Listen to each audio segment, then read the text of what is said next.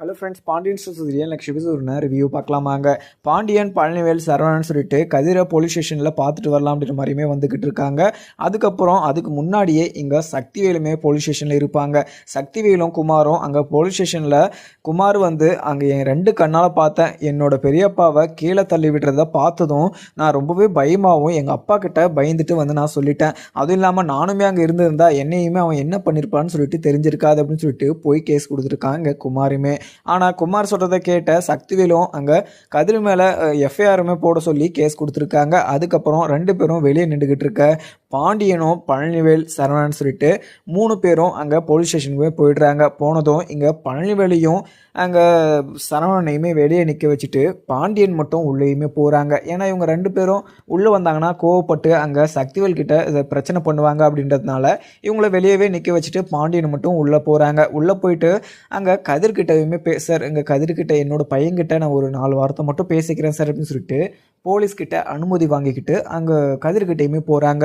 கதிர், எப்படிடா இருக்க, எதனாலடா நீ உள்ளே இருக்க, என்னடா தப்பு செஞ்ச, எல்லாம் சொல்லி தொலைடா அப்படின்னு சொல்லிட்டு பாண்டியன் சொல்லவும் உடனே இங்கே கதிர் அப்பா இங்கே அந்த இங்கே முத்துவேல் மாமாவை இங்கே குமார் தான்ப்பா தள்ளி விட்டான், என் முன்னாடி தள்ளி விட்டுட்டு இங்கே போலீஸ் ஸ்டேஷனில் என் மேலே பொய் கேஸ் கொடுத்துருக்கான். அதுவும் இல்லாமல் இந்த விஷயம் யாருக்குமே தெரியக்கூடாதுப்பா, இந்த விஷயத்தை இப்படியே விடுங்க, இங்கே முத்துவேல் மாமா கண் முழிச்சதுக்கப்புறம் நம்ம இதெல்லாம் பார்த்துக்கலாம், நீங்கள் எதுவுமே பண்ணாதீங்க அப்படின்ற மாதிரியுமே சொல்லிக்கிட்டு இருக்கவும் உடனே எங்கள் பாண்டியனும் கதிர், என்னடா சொல்லிக்கிட்டு இருக்க, தப்பு பண்ணாதவன் அவன் வெளியே ஜாலியாக சந்தோஷமாக சுற்றிக்கிட்டு இருக்கான், தப்பு பண்ணாத நீ உள்ளே இருந்துக்கிட்டு கஷ்டப்பட்டுருக்கணுமா, இல்லைடா நான் இப்படியெல்லாம் விட மாட்டேன், என்னோட பையன் என் கண்ணு முன்னாடி போலீஸ் ஸ்டேஷனில் இருக்கக்கூடாது, தப்பு பண்ணாமல் அவன் உள்ளே இருக்கவே கூடாது, அவன் இவ்வளோ பெரிய தப்பு பண்ணிவிட்டு அவன் மேலே பொய் கம்ப்ளைண்ட் கொடுத்துருக்கான், அவனுக்கு இவ்வளோ பெரிய தைரியம் இருக்கும், அவனை நான் உண்டு இல்லைன்னு பண்ணுவேன் அப்படின்னு சொல்லிட்டு பாண்டியன் பயங்கர கோபமாகவும் பேசவும் உடனே இங்கே கதிரும், அப்பா கொஞ்சம் பொறுமையாக இருங்கப்பா, இந்த விஷயம் யாருக்கும் சொல்லாதீங்க, அதுவும் இல்லாமல் இந்த விஷயத்த சொன்னீங்கன்னா அங்கே டாக்டருமே அவருக்கு கேன்சர் இருக்கிற விஷயத்த எல்லாருக்கிட்டையுமே சொல்லிட்டு போகிறாரு, நீங்கள் அங்கே ஹாஸ்பிட்டலில் போயிட்டு முத்துவேல் மாமா எப்படி இருக்கான்னு சொல்லிட்டு பார்த்துக்கோங்க அப்படின்ற மாதிரியுமே கதிர் சொல்லுவோம். உடனே எங்கள் பாண்டியனும், கதிர் என்னடா பேசிக்கிட்டு இருக்க, நான் மறுபடியும் சொல்கிறேன், தப்பு பண்ணாமல் நீ எதுக்குடா போலீஸ் ஸ்டேஷனில் இருக்க, எதுக்காக நீ மறைக்க சொல்கிறேன்னு சொல்லிட்டு எனக்கு ஒன்றுமே புரியல, என்ன பண்ணுற, எதுக்காக பண்ணுறேன்னு சொல்லிட்டு எனக்கு ஒன்றுமே புரியாமல் நான் குழம்பி போயிருக்கேன். ஒரு சைடு பார்த்தீங்கன்னா அவங்க உயிருக்கு போராடிட்டு இருக்காங்க, இங்கே இன்னும் போலீஸ் ஸ்டேஷனில் புரிச்சு வச்சுருக்காங்க. அந்த சக்திவேலு அவனுக்கு கொஞ்சம் கூட புத்தியே இல்லை, அவங்க பையன் சொல்கிறதெல்லாம் கேட்டுக்கிட்டு இப்படியெல்லாம் ஆடிக்கிட்டு இருக்கான். கடைசியில் அவர் முத்துவேல் அவர் கண் முழிச்சு வரட்டும், அங்கே குமாரை நம்ம உண்டு இல்லைன்னு பண்ணிடணும். சரி, நான் இந்த விஷயத்த யார்கிட்டையுமே சொல்ல மாட்டேன், ஆனால் உன்னை போலீஸ் உன் மேலே கை வச்சாங்கன்னா நீ என்கிட்ட சொல்லு, அதுவும் இல்லாமல் கை வைக்கக்கூடாது அப்படின்னு சொல்லிட்டு அங்கே பாண்டியனுமே சொல்கிறாங்க. அப்பா போலீஸ் எல்லாம் என்னை அடிக்க மாட்டாங்கப்பா, அதுவும் இல்லாமல் அங்கே பேஷண்ட்டுமே கண் முழிச்சாதான் அவங்கக்கிட்ட வாக்குமூலம் வாங்கிட்டு தான் என்னை எந்த ஒரு ஆக்ஷன் எடுக்கிறதா இருந்தாலுமே அவங்க நடவடிக்கை எடுப்பாங்க, மற்றபடி எந்த ஒரு பிரச்சனையுமே இருக்காதுப்பா, நீங்கள் கொஞ்சம் நேரம் நீங்கள் பொறுமையாக இருந்தீங்கன்னாவே அதுவே எனக்கு போதும், மற்றதெல்லாம் நான் உங்களுக்கு வெளியே நான் சொல்கிறேன் அப்படின்ற மாதிரியுமே கதிர் சொல்லிடுறாங்க. அங்கேருந்து பாண்டியனுமே கிளம்பிடுறாங்க. ஒரு சைடு இங்கே முத்துவேல் ரொம்பவே கிரிட்டிக்கல் கண்டிஷனில் இருக்காங்க. ஏன்னா ஏற்கனவே கேன்சருக்கான ஒரு சர்ஜரியுமே பண்ணியிருக்கு, அதுலேயே அவங்க பாதி எனர்ஜியும் போயிடுச்சு, அதுவும் அவங்க கொஞ்சம் கூட ஹெல்த்தியாக இல்லாமல் இருக்காங்க, அவங்க ரொம்பவே சோர்வாகவும் இருக்காங்க. இந்த மாதிரி ஒரு சமயத்தில் இங்கே தள்ளி விட்டு கீழே விழுந்து மண்டையில் அடிபட்டு அவங்க ஒரு கான்சியஸே இல்லாமல் ஒரு மயக்க நிலையிலுமே இருக்காங்க. டாக்டருமே எவ்வளவோ ட்ரீட்மெண்ட் கொடுத்து பார்க்குறாங்க, ஆனால் அப்போவுமே இங்கே முத்துவேலுக்கு எந்த ஒரு ரியாக்ஷனும் கிடையாது.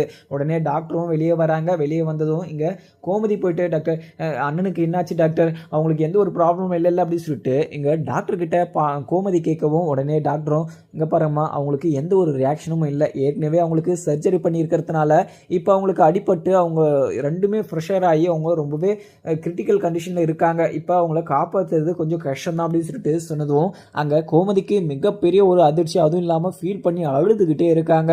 அதுக்கப்புறம் என்ன, அப்பத்தாவும் கோமதியும் 2 பேரும் பயங்கரமாக அழுதுகிட்டு இருக்க. ஒரு சைடு வடிவும், கோமதி எதுக்காக அழுதுகிட்டு இருக்க, அவருக்கு எதுவுமே ஆகாது, நீ கவலைப்படாத, அவர் யாருக்குமே எந்த ஒரு கெடுதலும் பண்ணதில்லை, இல்லை, எல்லாருக்குமே ரொம்பவே நல்லது தான் பண்ணியிருக்காரு. பட் அவருக்கு எந்த ஒரு பிரச்சனையும் இல்லாமல் ரெடி பண்ணிடுவாங்க, நீங்கள் எதுக்குமே கவலைப்படாதீங்க அப்படின்னு சொல்லிட்டு கோமதிக்கிட்டேயும் அப்பதாக்கிட்டையுமே சமாதானப்படுத்த ஒரு சைடு வடிவுமே பயங்கரமாக ஃபீல் பண்ணியுமே அழுதுகிட்டு தான் இருக்காங்க. ஏன்னா தன்னுடைய புருஷன் வந்து உடம்புக்கு முடியாமல் ஏற்கனவே வீட்டில் படுத்துக்கிட்டு இருந்தார். அதுவும் இல்லாமல் கொஞ்சம் வெளியில் கூட்டிகிட்டு வரலான்னு சொல்லிட்டு கதிர் கூட்டிகிட்டு போயிட்டு கதிர் தள்ளலாம் இல்லை வேறு அங்கே என்ன நடந்துச்சுன்னு சொல்லிட்டு தெரியல. ஆனால் அவரை இப்படி படுக்க வச்சுட்டாங்களே, ஐயோ என்ன பண்ணுறது சொல்லி அவருக்கு எதனா ஒன்று ஆயிடுச்சுன்னா நான் உயிரோடு இருக்க மாட்டேன் அப்படின்னு சொல்லிட்டு புலம்பிக்கிட்டு அழுதுகிட்டு இருக்கவும், அதுக்கப்புறம் இங்கே டாக்டருமே வந்து இந்த பாருமா இங்கெல்லாம் அழுகக்கூடாது, இங்கே நாங்கள் ட்ரீட்மெண்ட் பார்த்துக்கிட்டு தானே இருக்கோம், நீங்கள் எதுக்காக அழுதுகிட்டு இருக்கீங்க, இங்கே சவுண்டே வரக்கூடாதுன்னு சொல்லிட்டு முன்னே சொல்லிட்டு தான் போனேன், ஆனால் நீங்கள் இதை தெரிஞ்சுமே நீங்கள் அழுதுகிட்டு இருக்கீங்க அப்படின்னு சொல்லிட்டு இங்கே டாக்டருமே அழுகாதீங்க அப்படின்னு சொல்லிட்டு அங்கேருந்து கிளம்பிடுறாங்க. அதுக்கப்புறம் என்ன, இங்கே கதிர்கிட்ட மீட் பண்ணி இங்கே பாண்டியனுமே பேசியிருப்பாங்க. அந்த விஷயத்த யாருக்கிட்டையுமே சொல்லாத அப்படின்ற மாதிரியுமே கதிர் சொல்லியிருப்பாங்க. ஆனால் குமார் தான் இங்கே முத்துவேலை தள்ளிவிட்டான் அப்படின்ற உண்மை வந்து இங்கே பாண்டியனுக்குமே தெரிஞ்சிருச்சு. ஆனால் வெளியே வந்த கையோட இங்கே பழனிவேலையும் சரவணனையுமே பார்க்கவும், உடனே சரவணன் பார்த்துட்டு அப்பா அங்கே கதிர் என்னப்பா சொன்னான் அப்படின்னு சொல்லிட்டு இங்கே ஒரு சைடு சரவணன் கேட்கவும், இந்த சைடு பார்த்தீங்கன்னா பழனிவேலும் மச்சான் இங்கே கதிர் என்ன சொன்னான் மச்சான், அவன் என்ன பண்ணானா அப்படின்னு சொல்லிட்டு கேட்கவும், உடனே இங்கே பாண்டியனும் அவன் எந்த ஒரு தப்பும் பண்ணலை தான் சொல்கிறான். அதுவும் இல்லாமல் நான் அவன் கேட்டாலையும் நான் எதுவுமே பண்ணலப்பா அப்படின்ற ஒரு வார்த்தையை தவிர வேறு எந்த ஒரு வார்த்தையுமே அவன் என்கிட்ட சொல்ல மாட்டான். நான் என்ன சொன்னாலுமே அவன் கேட்கவே மாட்டான். அப்போ அவங்க இந்த முத்துவேலையும் குமாரும் கேஸ் கொடுத்த மாதிரி இப்போ அவங்களே வந்து வாபஸ் வாங்கினாதான் இதில் கதிர் வந்து எங்கள் ஸ்டேஷன்லேருந்து வெளியே வருவான். அது இல்லைனா எங்கள் முத்துவேல் கண் முடிச்சா மட்டும்தான் அங்கே கதிரை வெளியே எடுக்க முடியும். இங்கே நான் என்ன பண்ணுறேன்னு சொல்லிட்டு ஒன்றுமே புரியல. சரி அவர் ஹாஸ்பிட்டலில் இருக்கார், அவருக்கு என்ன ஆச்சுன்னு சொல்லிட்டு நம்ம போய் பார்க்கலாம் அப்படின்ற மாதிரியுமே அவங்க 3 பேருமே கிளம்புவாங்க. எங்க பழனிவேலுக்கு கொஞ்சம் சந்தேகமா இருக்கு, உள்ள ஏதோ நடந்திருக்கு, அந்த விஷயத்த மச்சான் என்கிட்ட மறைக்கிறாரு அப்படின்ற ஒரு விஷயம் மட்டும் எங்க பழனிவேல் வந்து நோட் பண்ணிடுறாங்க. அதுக்கப்புறம் என்ன, எங்க ரூம்ல உக்காந்துக்கிட்டு எங்க சரவணனும் இங்கே சரவணனும் பாண்டியன் பழனிவேல்னு சொல்லிட்டு காரில் உட்காந்து போயிட்டுருக்காங்க. போயிட்டுருக்கும் போதே இங்கே பழனிவேல் வந்து மச்சான் நீங்கள் எங்கிட்ட எதனா மறைக்கிறீங்களா, அங்கே கதிர் எதனா சொன்னானா, நீங்கள் அந்த விஷயத்த சொல்லுங்கள், நான் யாருக்கிட்டையுமே சொல்ல மாட்டோம் அப்படின்னு சொல்லிட்டு பழனிவேலுமே கேட்கவும், உடனே இங்கே சரவணனும் அதே விஷயத்தை தான் கேட்குறாங்க. அதுக்கப்புறம் பாண்டியனும் பழனி நான் என்னத்தை மறைக்க போகிறேன், எந்த ஒரு விஷயத்தையுமே மறைக்கலை, இங்கே கதிர் எங்கள் போலீஸ் ஸ்டேஷன் இருக்கான்னு சொல்லிட்டு எனக்கே ரொம்பவே வருத்தமாக இருக்குது, அவன் சொன்னதை எதுக்காக நான் உங்ககிட்டலாம் மறைச்சிக்கிட்டு இருக்க போகிறேன், அப்போ அவன் மேலே தப்பு இல்லாமல் அவன் உள்ளே இருந்திருந்தான்னா நான் போலீஸ்கிட்ட பேசி அவனை நான் வெளியே கொண்டு வந்திருப்பேன், அவன் மேலே அவன் எதுவுமே சொல்லலை அப்படின்னு சொல்லிட்டு தான் நாங்கள் ஹாஸ்பிட்டலுக்கு போக வேண்டியதாக இருக்குது, அவரு கண் முழிச்சாதான் அவன் வெளியே வருவான், அதுவும் இல்லாமல் அவருக்கு தான் என்ன நடந்துச்சுன்னு சொல்லிட்டு எல்லாமே டீட்டெயிலாக தெரியும், மற்றபடி யாருக்குமே தெரியாது அப்படின்னு சொல்லிட்டு அங்கே சொல்லிடுறாங்க.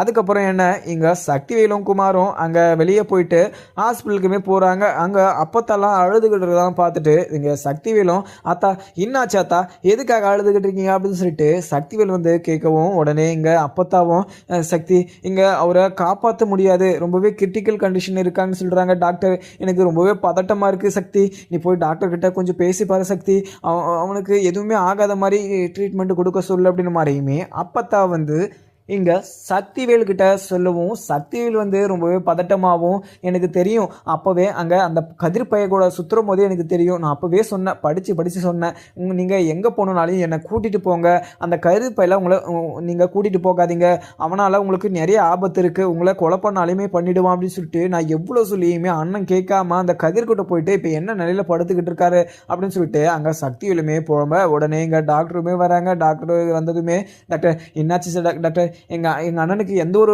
பிரச்சனையும் இல்லாமல் சரி பண்ணி கொடுங்க டாக்டர், எவ்வளோ செலவானாலும் பரவாயில்ல, ஆனால் அவரை மட்டும் நீங்கள் காப்பாற்றுறீங்க டாக்டர் அப்படின்னு சொல்லிட்டு அங்கே சக்திவேல் வந்து டாக்டர்கிட்ட கெஞ்சவும், உடனே டாக்டரும் இதை பாருங்கள் சார், நாங்கள் எங்களால் முடிஞ்ச அளவுக்கு அவங்களுக்கு ட்ரீட்மெண்ட் கொடுத்துருக்கோம், அது இல்லாமல் ஏற்கனவே அவங்களுக்கு சர்ஜரி பண்ணியிருக்கிறதுனால அவங்களுக்கு இப்போ கொஞ்சம் கிரிட்டிக்கலாக தான் இருக்குது, ஏன்னா அந்த சர்ஜரி இல்லைனா கூட அவங்களுக்கு நார்மலாக ரெக்கவர் பண்ணிகிட்டு இருக்கலாம், ஆனால் 2 வழியுமே சேர்ந்து அவங்க ரொம்பவே மயக்க நிலைக்கு போயிட்டுருக்காரு, ஆனால் இன்னும் மயக்க நிலையிலேருந்தே அவர் திரும்பலை, அதனால தான் இப்போ நாங்கள் ட்ரீட்மெண்ட்டெல்லாம் பார்த்துக்கிட்டு இருக்கோம், நீங்கள் கொஞ்ச நேரம் வெயிட் பண்ணுங்கள், நாங்கள் இப்போ ட்ரீட்மெண்ட் முடிச்சுட்டு தான் உங்களுக்கு என்னவோ ரிப்போர்ட் வந்த பின்னாடி தான் உங்களுக்கு சொல்ல முடியும், நீங்கள் இப்படி கேட்டுக்கிட்டே இருந்தீங்கன்னா நாங்கள் எப்படி ட்ரீட்மெண்ட் பார்க்குறது அப்படின்னு சொல்லிட்டு டாக்டரும் அங்கேருந்து கிளம்பிடுவாங்க.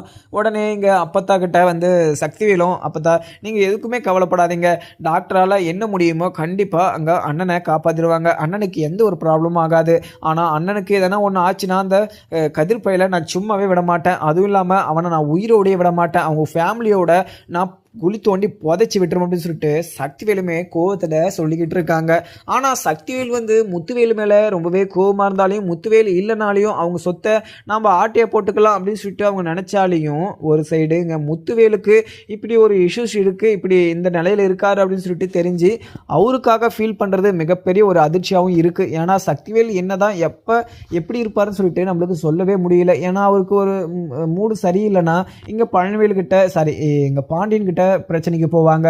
அப்படி நல்லா இருந்துச்சுன்னா அங்கே பாண்டியன் கூட போய் பேசுவார். அது மாதிரி தான் ஒரு மைண்ட் செட்டு இங்கே சக்திவேலுக்கு. ஆனால் இப்போ அவங்க முத்துவேலுக்கு இப்படி ஒரு பிரச்சனை இருக்குது அப்படின்னு சொல்லிட்டு பயங்கரமாக ஃபீல் பண்ணிக்கிட்டு இருக்காங்க அங்கே சக்திவேலுமே.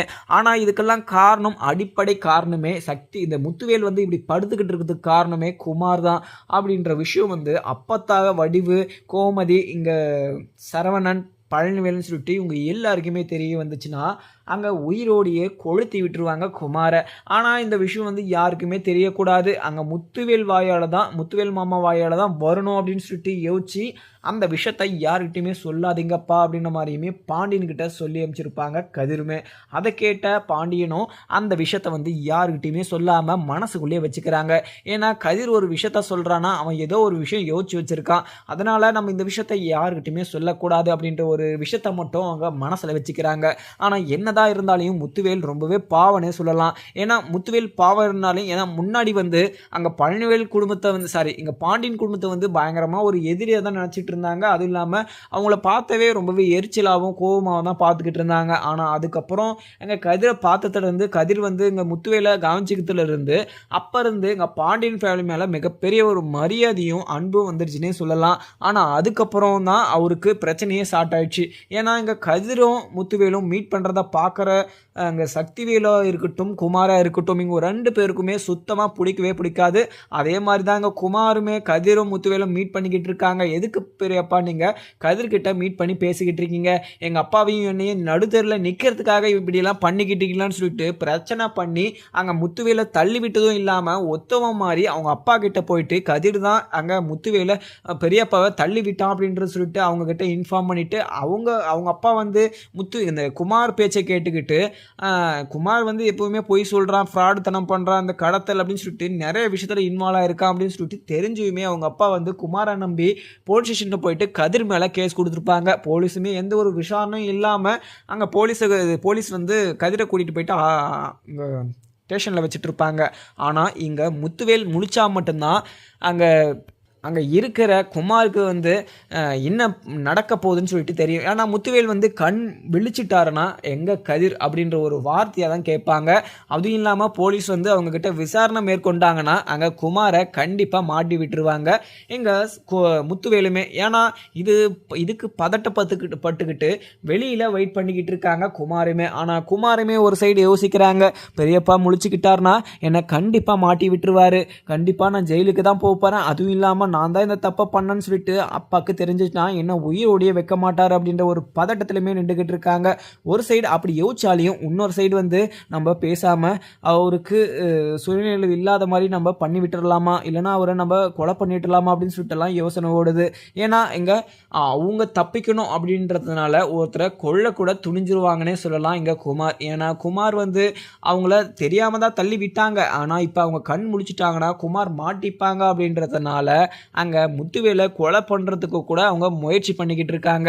அதுக்கப்புறம் இங்கே சக்திவேலுமே, குமார் நீ என்கிட்ட எதனா மறைக்கிறியா குமார், நீ என்கிட்ட பொய் எதனா சொன்னா நான் உயிரோடையே விட மாட்டேன், அங்கே என்ன நடந்துச்சுன்னு சொல்லிட்டு நீ முழுசாக சொல்லு அப்படின்னு சொல்லிட்டு அங்கே சக்திவேலுமே குமார்கிட்ட கேட்கவும் குமாரும், அப்பா நான் உண்மையாக தான்ப்பா சொல்கிறேன், அவங்க ரெண்டு பேரும் பேசிக்கிட்டே காரில் போயிட்டு இருந்தாங்க, அவங்க எங்கே போகிறாங்கன்னு சொல்லிட்டு நான் ஃபாலோ பண்ணிட்டு போகலாம் அப்படின்ற மாதிரி தான் போனேன். ஒரு கொல்லபுரத்தில் போயிட்டு அவங்க ரெண்டு பேரும் நின்று பேசிக்கிட்டு இருந்தாங்க. அதுவும் இல்லாமல் ஒரு பர்சன்கிட்ட பணம் வந்து 2 கட்டு கொடுத்தாங்க, அதை மட்டும்தான் நான் பார்த்தேன்ப்பா, இவங்க என்ன பேசிக்கிட்டு இருக்காங்கன்னு சொல்லிட்டு கிட்ட நின்று போய் பார்த்தேன், எதுவுமே கேட்கல. அதனால தான் அங்கே பெரியப்பா கிட்ட நான் போய் எதுக்காக அங்கே கதிர்கிட்ட பேசிக்கிட்டு இருக்கீங்க அப்படின்ற மாதிரியுமே கேட்டேன். ஆனால் கேட்டதுக்கு அங்கே கதிர் வந்து ரொம்பவே கோவத்தில் என்ன கீழே தள்ளிவிட வந்தான். ஆனால் நான் அங்கே ஓடி வந்துட்டேன். அதுக்கப்புறம் அது முத்துவேல் பெரியப்பாவை என் கண்ணு முன்னாடி கீழே தள்ளிவிட்டு நீங்கள் எப்படி எங்கள் முத்துவேல் மாமாவை நீங்கள் காப்பாற்றிட்டெல்லாம் பார்க்கலாம் அப்படின்ற மாதிரியுமே என்கிட்ட சவால் விட்டு தள்ளி விட்டான்ப்பா. மற்றபடி நான் வேறு எதுவுமே பார்க்கலப்பா. ஏன்னா நான் எங்கள் 2 கண்ணால் பார்த்தேன். அவன் தான் தள்ளி விட்டான்ப்பா. நான் இல்லைன்னா அங்கே முத்துவேல் பெரியப்பாவை கொலை பண்ணிட்டு இருப்பான். நான் பார்த்ததுனால இங்கே முத்துவேல் பெரியப்பாவை காப்பாற்றுற மாதிரி ஆக்டிங்லாம் கொடுத்துக்கிட்டு இருக்கான். அதுக்கு மிச்சம் அங்கேயே வந்து முத்துவேல் பெரியப்பா கான்ஷியஸே இல்லை. அதுவும் இல்லாமல் மயக்கம் போட்டுமே கீழே விழுந்துட்டாங்க. அங்கேயே செத்துட்டாருன்னு நினைக்கிறேன். ஆனால் இங்கே டாக்டர் வந்து கிரிட்டிக்கலில் தான் இருக்காங்கன்னு சொல்லிட்டுக்கிட்டு இருக்காங்க. ஆனால் அப்போவே உயிர் போயிடுச்சுப்பா. எனக்கு ரொம்பவே பயமாகவும் இருக்குது. அவர் எப்படியாவது காப்பாற்றுங்க அப்படின்னு சொல்லிட்டு அங்கே குமாருமே சக்திவேலுக்கிட்ட எல்லாம் என்ன அழகாக நடிச்சுக்கிட்டு இருக்காரு. ஆனால் இதை கேட்ட சக்திவேலும் முட்டாள் மாதிரி அங்கே குமார் சொல்கிறத தான் நம்பிக்கிட்டு இருக்காங்க. அதை நம்பிட்டு அங்கே அப்பத்தா ஒரு சைடு அழுதுகிட்டு இருக்கா, வடிவு ஒரு சைடு அழுதுகிட்டு இருக்காங்க, பாண்டி இது கோமதி வந்து ஒரு சைடு அழுதுகிட்டு இருக்காங்க. அதுக்கப்புறம் என்ன இங்கே போலீஸ் ஸ்டேஷன் போயிட்டு ஹாஸ்பிட்டலுக்குமே வந்துட்டுறாங்க பாண்டியன் பழனிவேல் சரவணன் சொல்லிட்டு.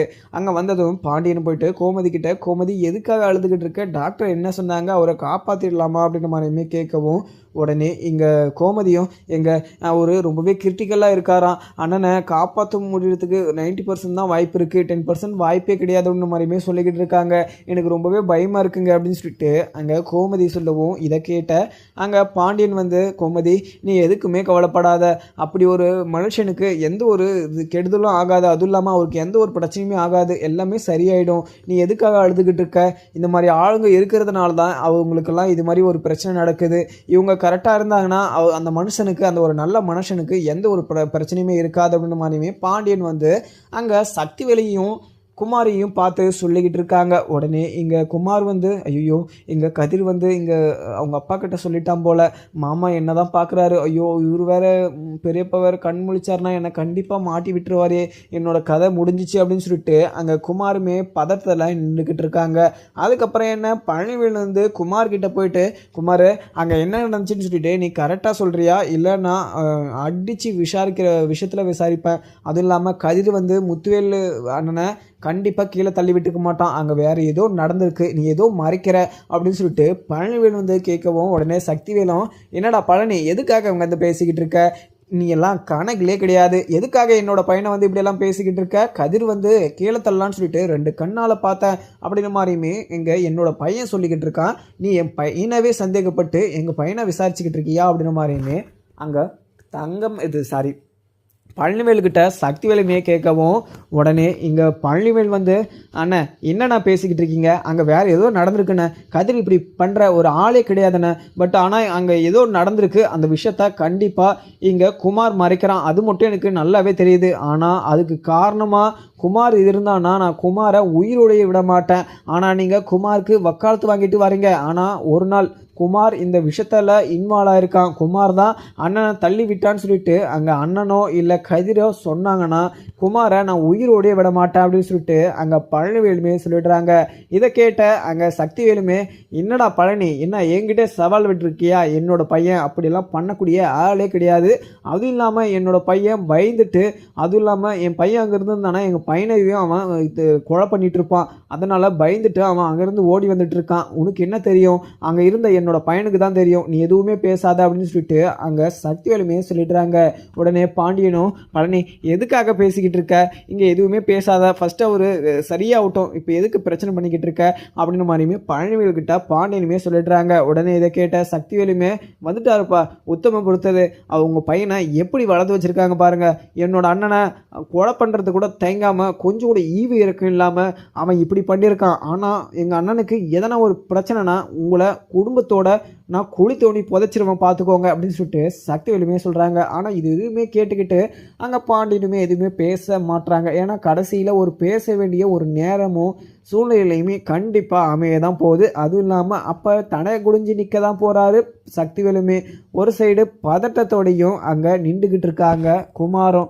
ஏன்னா குமார் வந்து பெரியப்பா கண் விழிச்சாருன்னா கண்டிப்பாக நான் மாட்டிப்பேன், அதுவும் இல்லாமல் இங்கே நாம் தான் பண்ணோம் அப்படின்ற விஷயத்த வந்து கண்டிப்பாக கண்டிப்பாக இங்கே பாண்டியன் மாமா கிட்ட கதிர் சொல்லிட்டு இருப்பான். இதை கேட்டது தான் அவங்க இப்படிலாம் பேசிக்கிட்டு இருக்காங்க. அவ்வளோதான், என்னோட கதை வந்து கண்டிப்பாக முடிஞ்சிச்சு. இதுக்கு மேலே நான் இங்கே வெளியவே சுற்ற முடியாது. ஏன்னா ஏற்கனவே அரசி வந்து நான் போலீஸ் ஸ்டேஷன் போக வேண்டியவனை காப்பாற்றி வீட்டுக்கு கூட்டிகிட்டு வந்தா. ஆனால் இப்போ கண்டிப்பாக நான் வீட்டுக்கே வரப்போகிறதில்ல, என்னை போலீஸ் ஸ்டேஷனில் தான் அழைக்க போகிறாங்க. ஐயோ, நான் செஞ்ச ஒரு சின்ன தப்புனால இவ்வளோ பெரிய விளைவுகளாக அங்கே கதிரும் இங்கே பெரியப்பாவும் பேசிக்கிட்டு இருக்காங்கன்னு சொல்லிட்டு நான் என்னமோ போச்சுன்னு சொல்லிட்டு விட்டுட்டு போகிறத விட்டுட்டு நாங்கள் போயிருக்கவே கூடாது. ஐயோ, நான் போனதுனால பெரிய பிரச்சனைலாம் மாட்டிக்கிட்டேன். அதுவும் இல்லாமல் போலீஸ் கிட்ட இல்லைனாலையும் எங்கள் அப்பாவுக்கு தெரிஞ்சிச்சுன்னா என்னை உயிரோடையே விட மாட்டார். எனக்கு என்ன பண்ணுறேன்னு சொல்லிட்டு ஒன்றுமே புரியல அப்படின்ற மாதிரியுமே புழம்பி போய் நின்றுக்கிட்டு இருக்காங்க குமாருமே. அதுக்கப்புறம் என்ன, இங்கே பாண்டியன் கிட்ட கோமதியும் போயிட்டு எங்கள் அண்ணனுக்கு எதுவுமே ஆகக்கூடாதுங்க, அண்ணன் எனக்கு எவ்வளவோ பண்ணியிருக்காரு, அதுவும் இல்லாமல் நான் சந்தோஷமாக இருக்கிறத பார்த்து அவங்க நல்லாவே சந்தோஷப்பட்டிருக்காங்க. அவர் என் மேலே ரொம்பவே கோவப்பட்டாலையும் ஆனால் மனசில் என் மேலே மிகப்பெரிய ஒரு பாசமும் அன்பும் வச்சுக்கிட்டு இருக்காங்க. ஆனால் அவருக்கே இப்படி ஆயிடுச்சுன்னு நினைக்கிற போது எனக்கு ரொம்பவே கஷ்டமாக இருக்குங்க. அவருக்கு எதனா ஒன்று ஆயிடுச்சுன்னா என்னால் தாங்க முடியாதுங்க அப்படின்ற மாதிரியுமே அங்கே பாண்டியன்கிட்ட கோமதி சொல்லவும் உடனே கோமதி வந்து சொல்லிட்டு அங்கே அப்பத்தா வந்து அழுதுகிட்டுறத பார்த்துட்டு, அம்மா நீங்கள் எதுக்காக அழுதுகிட்டீங்க, நான் தான் அங்கே அண்ணனுடைய பாசமும் கிடைக்காம அண்ணனுடைய அன்பும் கிடைக்காம அழுதுகிட்டு இருக்கா, அண்ணனுக்கு இப்படி ஆயிடுச்சுன்னு நீங்கள் எதுக்கு மாள்றீங்க, நீங்கள் தான் மனம் தளராத நிற்கணும், அதுவும் இல்லாமல் நீங்கள் தான் எனக்கு ஆறுதல் சொல்லணும், அவருக்கு எதுவுமே ஆகாதம்மா, அண்ணன் கண்டிப்பாக பொழைச்சிப்பார் அப்படின்னு சொல்லிட்டு அங்கே கோமதியுமே சொல்கிறாங்க. இதை கேட்ட அங்கே பாண்டியனும், ஆமாத்த நீங்கள் எதுக்குமே கவலைப்படாதீங்க, அவர் கண்டிப்பாக ரிக்கவர் ஆகி வருவார், அவருக்கு எதுவுமே ஆகாது, அதுக்கு நான் பொறுப்பத்தை, நீங்கள் அழுகாதீங்க, ஏற்கனவே உங்களுக்கு உடம்பு முடியல, இந்த மாதிரி ஒரு சுச்சுவேஷனில் நீங்கள் அழுதுகிட்டு இருந்தீங்கன்னா உங்களுக்கு தான் ஃபீவர் ஜுரம்னு சொல்லிட்டு அல்சர் அப்படி மாதிரிலாம் வரும், நீங்கள் அழுகாதீங்க அப்படின்ற மாதிரியுமே சொல்லிடுறாங்க. உடனே இதை கேட்ட அங்கே அப்பத்தாவும், அது பாண்டியா நான் எப்படி அழுகாமல் இருக்கிறது, அங்கே முத்துக்கு இப்படி ஒரு பிரச்சனை ஆகும்னு சொல்லிட்டு நான் நினச்சி கூட பார்க்கல, ஆனால் அவன் ஒரே வீட்டில் அடைஞ்சு கிடந்தான், அதனால் அவன் வெளியே இங்கே போயிட்டு வரட்டும் அப்படின்னு சொல்லிட்டு நினச்சேன், ஆனால் இப்படி ஆகும்னு நான் நினச்சிட்டு இருந்தேன்னா அங்கே முத்துவேலை நான் வீட்டிலேருந்து வெளியவே விட்டுருக்க மாட்டேன், அவன் இப்போ தான் ஆப்ரேஷன் முடிஞ்சு இங்கே வீட்டுக்கு வந்தான், ஆனால் அதுக்குள்ளே இவ்வளோ பெரிய பிரச்சனை அப்படின்னு சொல்லிட்டு நினைக்கிற போது எனக்கு ரொம்பவே கஷ்டமாகவும் இருக்குது, நான் என்ன தான் பண்ணுவேன், அவனுக்கு நான் எப்படி தான் அவனை நான் காப்பாற்றுவேன், டாக்டர் வேறு அவனுக்கு கிரிட்டிக்கல் கண்டிஷனில் இருக்கான், அவனை கொஞ்சம் காப்பாற்றுறது கிரிட்டிக்கல் தான் அப்படின்ற மாதிரிலாம் சொல்லிக்கிட்டு இருக்காங்க.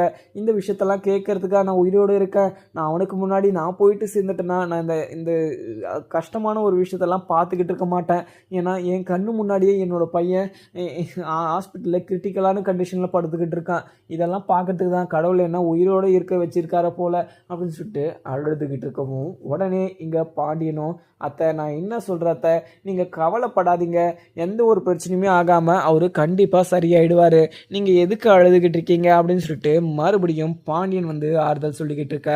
உடனே சக்திவேலும், என்னடா பாண்டியா, பரதேஷ் பாண்டியா, உன்னோட பையனை ஒழுங்காக வளர்க்க துப்பு இல்லை, இங்கே என்னோட அம்மா கிட்ட வந்து நீ ஆறுதல் சொல்லிக்கிட்டு இருக்கியா, உங்கள் பையனால் தான் என்னோட அண்ணன் இப்படி உள்ள படுத்துக்கிட்டு இருக்காரு மூச்சு பேச்சு இல்லாமல், எங்கள் அண்ணனுக்கு எதனா ஒன்று ஆச்சுன்னா ஃபஸ்ட்டு அங்கே கதிர் கழுத்தை தான் நான் வெட்டுவேன் அப்படின்னு சொல்லிட்டு அங்கே சக்திவேல் சொல்லிக்கிட்டு இருக்காங்க. ஆனால் சக்திவேல் வந்து இவ்வளோ டூப் போடுறதெல்லாம் மிக பெரிய ஒரு தப்புன்னே சொல்லலாம்.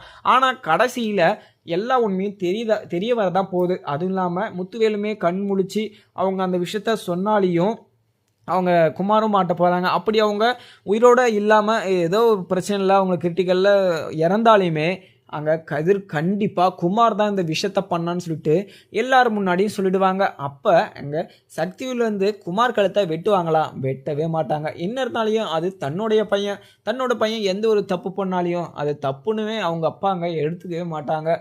அந்த ஒரு இதில் வந்து கத்திக்கிட்டு இருக்காங்க. அதுவும் இல்லாமல் டாக்டருமே எல்லா ஏற்பாடையுமே முடிச்சுட்டு வெளியே வராங்க. வெளியே வந்த உடனே இங்கே பாண்டியன் போயிட்டு, டாக்டர் என்ன ஆச்சு டாக்டர் அவருக்கு அப்படின்ற மாதிரியுமே கேட்கவும் உடனே இங்கே டாக்டர் வந்து, இதை பாருங்க, அவரை காப்பாற்றுறது கொஞ்சம் ரேர் தான், அதுவும் இல்லாமல் அவருக்கு 2 இடத்துல பலம் அடிபட்டிருக்கு, அதுவும் இல்லாமல் இங்கே தலைக்கு போகிற சென்டிமெண்ட் நரம்பே 2 கட் ஆகிட்டுருக்கு, அவரை காப்பாற்றுறது ரொம்பவே கிரிட்டிக்கல், 99% கண்டிப்பாக காப்பாற்ற முடியாது, அதுவும் இல்லாமல் 1% இப்போ எல்லா வேலையும் முடிஞ்சிருச்சு, சர்ஜரியும் முடிஞ்சிருச்சு, அதுவும் இல்லாமல் தையலுமே ஒரு 18 தையல் போட்டிருக்கு. இப்போ அவர் மயக்க நிலையிலிருந்து திரும்பிட்டார்னா அந்த 1% திரும்பிட்டாருன்னா அவரை கண்டிப்பாக காப்பாற்றிடலாம், அப்படி இல்லைன்னா அவரை காப்பாற்ற முடியாது அப்படின்ற மாதிரியுமே சொல்லிட்டு அங்கேருந்து கிளம்பிடுறாங்க டாக்டர். உடனே அதை கேட்ட அங்கே இருக்கிற எல்லாருமே 99% காப்பாற்ற முடியாதுன்னு சொன்னதும் அவங்களுக்கு தாங்கிக்கவே முடியல, மிகப்பெரிய ஒரு வலி. உடனே அங்கே பாண்டியன் கிட்ட போயிட்டு, எங்கள் அண்ணன் இப்படி இருக்கிறதுக்கு காப்பாற்ற முடியாதுன்னு வேற டாக்டர் சொல்கிறாங்க, இப்படி இருக்கிறதுக்கு காரணமே உங்களுடைய பையன் தாண்டா அப்படின்னு சொல்லிட்டு அங்கே பாண்டியனை பிடிச்சிக்கிட்டு கேள்வி மேலே கேள்வி கேட்டுக்கிட்டு இருக்காங்க இங்கே சக்திவேல். உடனே இங்கே பாண்டியனும் அங்கே சக்திவேல் கையை பிடிச்சி நூக்கி விட்டுட்டு, யோ உனக்கு கொஞ்சமாவது மூளை இருக்கா? அவர் உள்ள உயிருக்கு போராடிக்கிட்டு இருக்காரு.